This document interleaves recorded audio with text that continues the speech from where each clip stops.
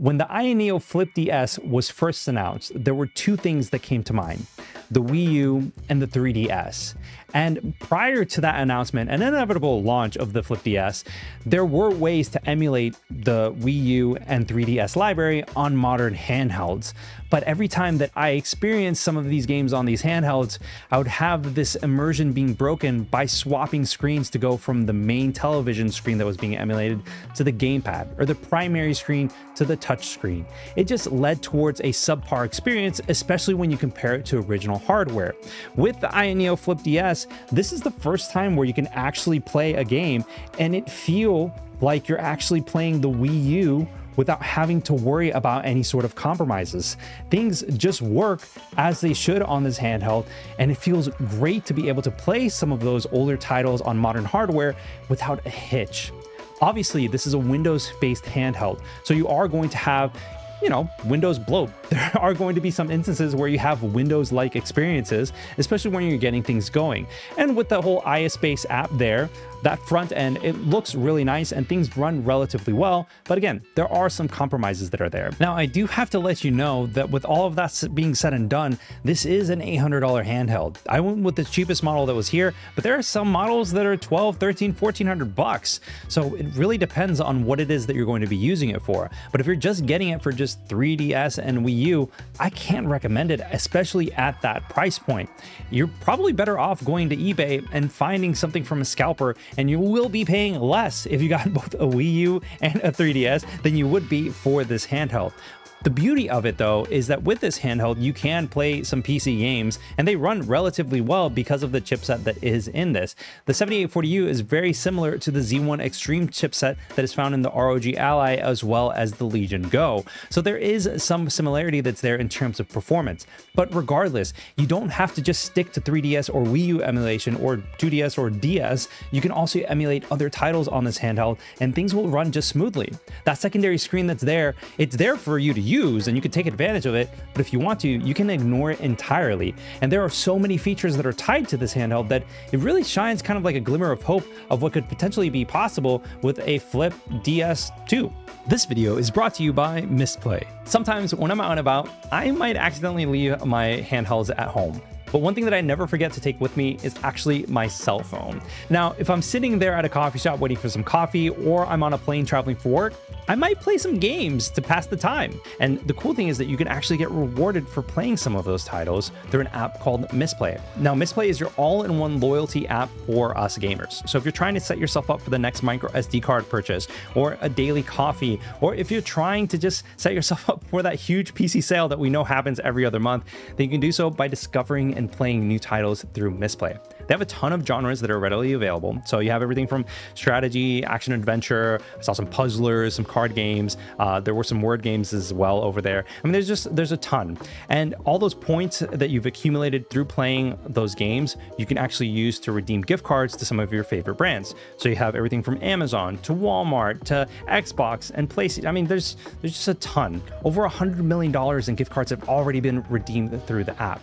When I was sitting there testing everything out, I discovered this game called Raid Shadow Legends, which I had heard about, but I never actually tried. I never actually downloaded it. So I said, you know what? Screw it. I'm going to go ahead and play it. And I ended up loving it. On top of that, just for discovering and playing this game, I was getting points and accumulating points that I could put towards a new gift card. If you're ready to start playing and earning rewards that you can exchange for gift cards, then follow this link or click the link in the description below to download Misplay for free and just try it out. Just for signing up, you're going to get 200 points. And if you use the code RUDY100, you're going to get an additional 100 points that can be used towards redeeming your first gift card. And thanks to Misplay for sponsoring this video. In this handheld, you're going to find a 7-inch 1080p screen with a 120 Hz refresh rate, 100% color gamut coverage, and the secondary screen is 3.5 inches, 960 by 640, and is a 3:2 aspect ratio. The CPU in my unit is the AMD 7840U, so it is the cheaper model, but the storage that's in there is the 16 gigabytes of RAM as well as the 512 gigabytes of SSD storage. The battery in this unit that powers all of this is rated at 45 watt hours. Now, this is my first ever Ayaneo device ever. I had heard online that there was an overall premium experience whenever you had one of these items, but regardless, I tried to kind of keep my expectations low, but because of that high price point, I couldn't help but get excited when I started unboxing it. I was pleasantly surprised with how premium everything felt. When I unboxed it, I automatically saw that there was a quick start guide that was there to kind of get familiar with the handheld itself, but underneath that, there was an AyaSpace 2.0 guide to learn the ins and outs of the software on this device. On top of that, you are going to get a USB-C adapter as well as standard plug-in adapters for all over the world if you're traveling for whatever reason it may be, or if you're buying this outside of the United States. There are extra grips that are included in this, but I didn't really see the need to change them because the grips that were on the unit itself felt fine, it felt strong, and it felt comfortable. You are also going to have a standard USB-C charging cable as well as a power brick that is rated at 65 watts. Now, when I first unboxed this thing, the first thing that I thought was, wow, this thing is heavy, especially in comparison to the original 3DS. Obviously, I know that 3DS is a 3DS and that this is an actual Windows PC, and it reminds you that it's a fully fledged Windows PC whenever you're actually holding it, because this thing is heavy. When I first started setting up the handheld, I was a little bit worried that this weight was going to impact the ergonomics and the overall feel of playing on the Ayaneo Flip DS over a long period of time. I wasn't really sure whether or not this was going to be comfortable and whether or not this was something that I would actually enjoy. Thankfully, the more that I played games on the Ayaneo Flip DS, the more that I got accustomed to the ergonomics and overall feel of this. At first, when I saw these hard edges, I was afraid that they were going to be very similar to the Legion Go, and it was just going to dig into my skin, into my palms, the more that I played on it. Thankfully, that's not the case. I'm assuming that because of these round edges, they just feel much more comfortable to hold. Now, the face buttons that are here, they're very flat because the unit has to close. It has to protect the buttons that are there. But because of that, they had to make the, I'm assuming, sacrifice in order to have these D-pads and buttons functional. They had to put micro switches in here, and it leaves a lot to be desired because there's just no travel distance that's here. It's still serviceable. You're able to play games once you get used to the D-pad and the face buttons, but when you go back to something like the Steam Deck or the ROG Ally or whatever, something that has those rubber membranes that are there, it feels a little weird going back to that. Now, I will say that the analog sticks that are here, because they are recessed and they're inside of the unit, it feels weird at first because you're essentially kind of rubbing up against the edges of the wall that's here for the unit to kind of like protect that, but it feels odd. Once you get used to it though, it's fine. The shoulder buttons are nice and comfortable. They're there, they work just fine, but the analog sticks, you know, instead of them going down like a typical controller, they actually go at an angle. They kind of come in at an angle, and it's weird, but once you get used to it, it's fine. Up top, you do have the macro keys that are here that are programmable. You do have a micro SD card slot that's there if you want to go ahead and change things up. There is also a microphone that is right here, and then you also have your LED indicator. This is a USB 4 Type-C input as well as a USB 3.2 Type-C, and then over here you also have an Oculink and your exhaust vent for your intake. Your intake vent is right down here. But okay, so if you've been following the channel, you know that I do not like downward firing speakers. Like, you're essentially playing the game, everything's coming down, but these are actually fantastic. I actually really like the way that the audio comes from these downward firing speakers. I'm actually very impressed with how everything works in there. The 3.5mm jack is just fine, and this little hole that's right here is another microphone. I will say that the grips are very easy to switch if you wanted to switch them out. Personally, the ones that it came with are just fine. You don't have to change them out if you don't want to, and they feel great in terms of gaming. Now, when you're gaming on the Ayaneo Flip DS, you want to go ahead and take into account where all the buttons are and where things are. Right here, you're going to find your controller menu button as well as your controller options button. Here you have your volume rocker, and then if you want to go home, you just got to push this button right here, and here is a secondary screen button. So you can push this to turn this on or off, just like that. It's pretty straightforward and it works really well. If you want to conserve battery life, that's a great option to go ahead and push this button down. Here you have your power button as well as your fingerprint sensor, and then here you have this, I like the OFN optical finger mouse thing. It's fine. It does a decent job, but it's not the best in the world, if I'm 100% honest with you. And then you also have your Aya button right over here. And this little button that's right here is programmable. As by default, if you push this button, it'll go ahead and take you to the desktop. But it's, it's there. If you want to go and program it to something else, you can go ahead and do so relatively easily within the AyaSpace 2.0 software. Before we start talking about the AyaSpace 2.0 and kind of like the experience and everything that's going on with that, I do have to go ahead and mention this bug that I ran into when I was testing the unit itself. See, because you have two screens, you kind of want to have both of them working at all times. But while I was testing things out, the bottom screen just shut off entirely. And then the top screen ended up working as if it were in portrait mode instead of landscape. So things were just kind of like weird because I couldn't access anything. And then the bottom screen ended up turning it into a touchpad of some kind, so I could move around and do everything that I wanted to do like a normal trackpad on a laptop, for instance, but nothing could work. I couldn't get the games to run, and the system itself was stuck in portrait mode. What I ended up doing was going into the drivers and uninstalling the display driver that's there and restarting the system and reinstalling the driver that was set for the display. Once that driver was reinstalled, everything worked accordingly, but this is definitely something that I've seen online after a little bit of research. Apparently that bottom screen also flickers from time to time, and that might be something that could fix the issue as well. So just a forewarning for those of you that are interested in getting at this and might experience some issues whenever you're, playing games. Now, when you have everything set up for your AyaSpace 2.0, all of your games are going to be listed right here. It's pretty convenient because it delivers a console-like experience. If by any chance there is a game that you have installed here that isn't popping up, if you go into the hamburger menu and go into game management, from there you can add games. You can ask the system to go ahead and scan all of the games that are installed here, and it might pick it up. If it doesn't, there is an option to go ahead and install something that you manually add into it. So it really does a good job in terms of finding all of the games that are here. But if by any chance it isn't there, you do have that option. If you go into settings, you have your account as well as performance, and performance is pretty cool because you can essentially adjust it to however you see fit. It's pretty convenient because if there's a specific setting or if there's a specific way you want things set up for your own personal experience, if you find that right sweet spot for your experience, you can create a new preset. And this could include anything from CPU locks to GPU locks, CPU boost, power management, fan curves, TDP, FPS limits, like all sorts of things. And it's nice to be able to just go ahead and save that preset and use it however you see fit. The VRAM is by default set to 2, but you can go ahead and adjust that all the way to 8. Once you go ahead and do that, it'll ask you to reset, which again makes sense. With Motion EX, it's something that goes ahead and downloads things from GitHub and gets everything running. According to this, Motion EX can help you enjoy the functions of TPS and FPS games more happily. After opening, some dependent software will be installed. Please be patient and wait. If the installation fails, please check your antivirus and software or firewall settings. So that's there. Monitoring is pretty cool because you don't really have to set up the MSI Afterburner if you don't want to. It's there by default. Pretty convenient, as well as RTSS. Then startup and optimization, if you want to go ahead and adjust the way that things are set up and start up when you first boot it up, it's there. Then you have your Bluetooth that you can set up. You have your network, as well as customizing the visuals of the actual unit itself. You can go ahead and do that as well. Then there's general options. This is where you find which version you want, if you want a stable version or a test version of AyaSpace 2.0, as well as the server, language, and so on and so forth.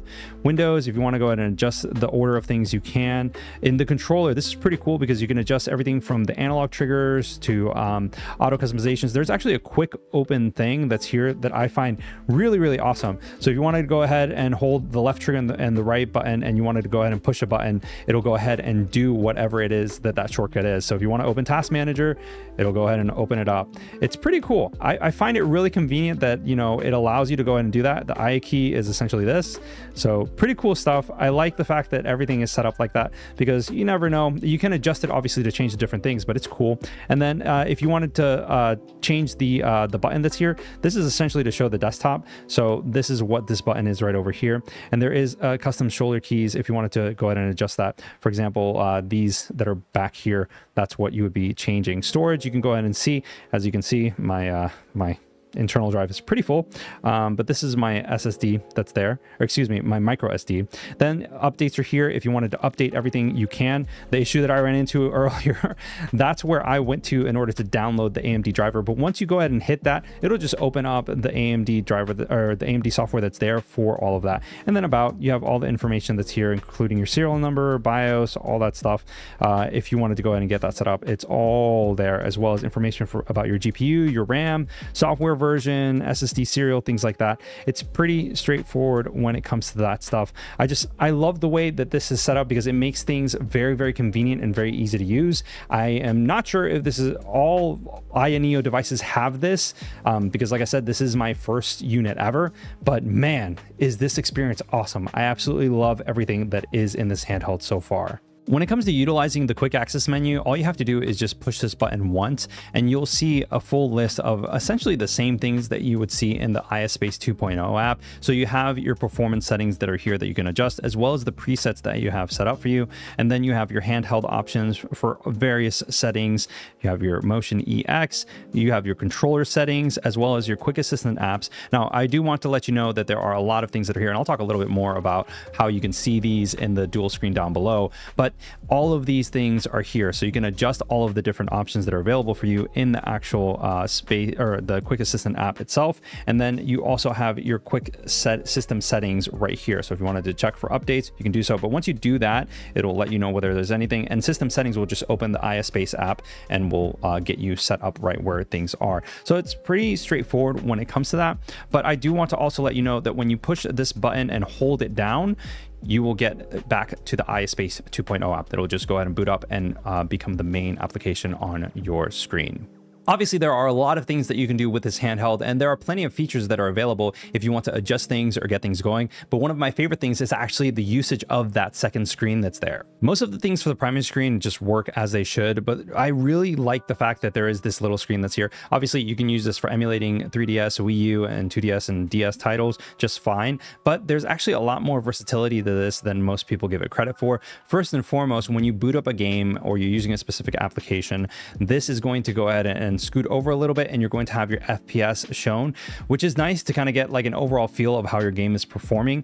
Just make sure that you have your FPS limiter turned off. So if you go to performance, which is one tab over, you can go ahead and adjust all of the same things that are here. Now, I do want to go ahead and say that a lot of the settings that are here are the same settings that you would find in this quick assistant. And again, you just have to push this button right here to go ahead and pull this up. So a lot of the same things that you would find there are found over here, which is nice, but having this here is just really convenient. So you have, you know, your TDP, you have your fan speed, storage usage, as well as RAM, and there's different things. You can see the status of your CPU as well as your GPU. But if you wanted to adjust any of the preset performance settings, they're all here. And again, very nice to go ahead and have. By the way, you can't use a regular stylus. You would need one with a rubber tip in order to actually pretty much do anything and treat this like you would any sort of other stylus on another screen. So it is a touch screen, and that's it. Now, I do want to go ahead and say that the quick assistant that is here, these quick settings that are right here are, again, the same things that you would find right over here. If you wanted to add some of the specific things that are there, everything is listed here, and it's pretty straightforward. But again, this is something that, you know, if you want to have everything accessible and listed right here, you can do so on the second screen, and it's pretty convenient to use. Applications, this, you can pretty much put any application that is on the handheld here, and it will just boot it up. So if I wanted to open up Microsoft Edge, for instance, it would just boot it up right here. Actually, while I'm here, you can turn off all of the monitor settings for that second screen. You can just treat it like a second screen, which is pretty cool. I kind of like that. That way you can, you know, just get everything set up, and if you wanted to watch like a movie or if you wanted to see something, you could. It is pretty convenient, I think, in the grand scheme of things, if you wanted to keep everything organized. But that is there. The smart dual screen, this kind of essentially just picks up different things that you have going on the computer itself, on the handheld, and if you refresh the list, something might pop up, something might not. But essentially, once you hit that, it'll load it up just as it would, you know, a regular window. This is kind of like, I don't know, just being able to use this without actually having to turn it off and using it as a second screen, which is nice. It's a nice to have. The only thing is that I haven't really seen any sort of way to control what pops up here. I haven't had any issues in terms of having applications actually pop up here, or folders or directories or anything like that, without having any issues. I will say that this little part that's right here, I don't really like the fact that the the brightness setting is there. I wish that it wasn't, because I accidentally, when I first started using it, I would just go ahead and be like, oh, okay, that's my setting, and I'll just hit extinguish on it, and that would go ahead and turn it off, and there's no way of turning it back on unless you push that button. So that's really the only thing that I don't like about this second screen, but overall, I primarily leave it in this setting right here. That way I can kind of get like a good idea and a good feel of how the system is handling whatever it is that I'm running on this handheld. When it comes to playing modern titles on the Ayaneo Flip DS, for the most part, you're going to see a similar experience to that of the Z1 Extreme chipset brethren that are out there. We're talking about the ROG Ally as well as the Legion Go. Because the 7840U is so similar to it, the performance is pretty much on par. You are going to get anywhere between 45 and 60 frames per second for most 3D titles on low settings. But if you are going to be playing something that's a little bit more taxing like Baldur's Gate 3, you're looking at anywhere between 30 and 35 frames per second with a couple of dips to the mid 20s depending on where you're at. And again, this is on low settings. If you're playing 2D titles, like for instance Hollow Knight, you're gonna get hundreds of frames, and so much so that the refresh rate can't even keep up with it, which is great because you are going to be getting a lot more to run on the screen itself, but it kind of just, you know, becomes moot. And this is really where the FPS limiter will go ahead and come into play in order to save power in the grand scheme of things. But I digress. One thing that I did notice while playing heavier titles on this handheld was that this thing tends to get pretty hot. It feels very warm whenever I start gaming on it, and it really didn't make too much of a difference until I started playing things like Lies of P or Baldur's Gate 3, where I noticed that that spot next to the D-pad just got extremely hot, and I noticed that that area surrounding that bottom screen just got hot to the touch. Now obviously the buttons are okay, they do get warm, but they're fine. The D-pad is fine, and on the backside where your hands are going to be rested, those fingers, they'll be fine as well. It's just when you start to get close to that screen where you start to realize that this is a little bit hotter than it should be. But for the most part, you're looking at anywhere between 40 and 60 degrees Celsius, depending on which part of the handheld you're looking at. Emulation on the Ayaneo Flip DS is absolutely amazing. Obviously, there are going to be some instances where things don't run as well as they should. For example, when I was emulating 3DS using the Citra emulator, things just, well, they didn't really work well because Citra is no longer being worked on. The developers have left for obvious reasons, but regardless, it was still ran relatively well. And if there were some instances where there were hiccups or performance dipped a little bit, you could adjust different settings on the emulator itself in order to improve your overall experience. That being said, when I went to Cemu to try out Wii U titles on this, things just ran great. I was playing Star Fox Zero and everything was running so smooth until I realized that the gyroscope on this wasn't actually working on the emulator, so I needed to download Handheld Companion in order to get things to run just right. But regardless, Cemu on this just ran well overall. Obviously, anything else from RetroArch that you threw on here ran great, and you didn't have to worry about anything. But if you did want to go ahead and get things running right, you could obviously get EmuDeck installed on here and it would work just fine. I wanted to get Cemu and Citra on its own just to test things out and see how things ran. When I was trying out Melon DS, things ran okay. There were some hiccups here and there, but the main thing is getting the screen to stretch across both the top screen and the bottom screen. And there is something that you can go ahead and use in order to provide that experience. On-Top Replica is an application that's used in order to replicate any particular parts of a window and put them elsewhere. It has some functionality in the grand scheme of things, but whenever I was trying to play the game, it just didn't work 100%. There were issues that I ran into, and I was able to replicate both of the screens in Melon DS, so it looked like it was the 2DS or the original DS experience, but things just didn't run as they should. Whenever I tried to do any touch inputs, it just broke the entire simulation of having that looking like it was an actual 2DS. Everything else though ran fine. It ran as it should, and if you can't get that to work, you can go ahead and stretch out the screen for Melon DS to take over both screens, and it looks okay. It looks good enough, and it does the job well. Battery life on the Ayaneo Flip DS is weird to say the least, because when I was testing it out on heavier titles like Baldur's Gate 3, it lasted around an hour and 15 hour and 20 minutes at the smart TDP wattage that's there. But when I was testing out 2D titles like Hollow Knight, I got roughly around 2-ish hours, and that was again using that smart TDP that's in the system. So it's kind of odd, because normally I would expect a 3x in terms of battery life whenever I was playing something that wasn't as intensive like Baldur's Gate 3 or something else, but it just, I don't know, it left a lot to be desired, and it kind of made me scratching my head in terms of like what is going on. And I realized that turning off that bottom screen didn't really conserve as much power as I thought it would, but for the most part, it was a nice to have feature in terms of having that there. Regardless, you're going to get anywhere between an hour, hour and a half for most titles. Obviously, using titles that are less taxing on the battery, you're going to get roughly around 2-ish hours. Again, depending on the titles. I hope that over time, Ayaneo will release a couple of more updates in order to get things running a little bit smoother. But for the most part, this is what we're looking at in terms of battery performance on this handheld. So who is the Ayaneo Flip DS for? Well, if I were to recommend it to anyone, it would be to somebody that is obviously interested in 3DS and Wii U emulation, but also somebody that wants to have the flexibility of 2 screens. Obviously, because it has the 7840U, it can run most games that the Z1 Extreme chipset can in the Legion Go and ROG Ally, but you still have that flexibility of those 2 screens if you want to go ahead and have multiple things going on. And obviously, like I said earlier, if you're into emulating 3DS and Wii U, then this is the best form factor that's out there. There's nothing else like it on the market, and that has the first to market advantage. What I would like to see is another company come into play and also showcase a dual screen Windows PC handheld. It just allows for much more flexibility and emulation of titles from platforms that require 2 screens.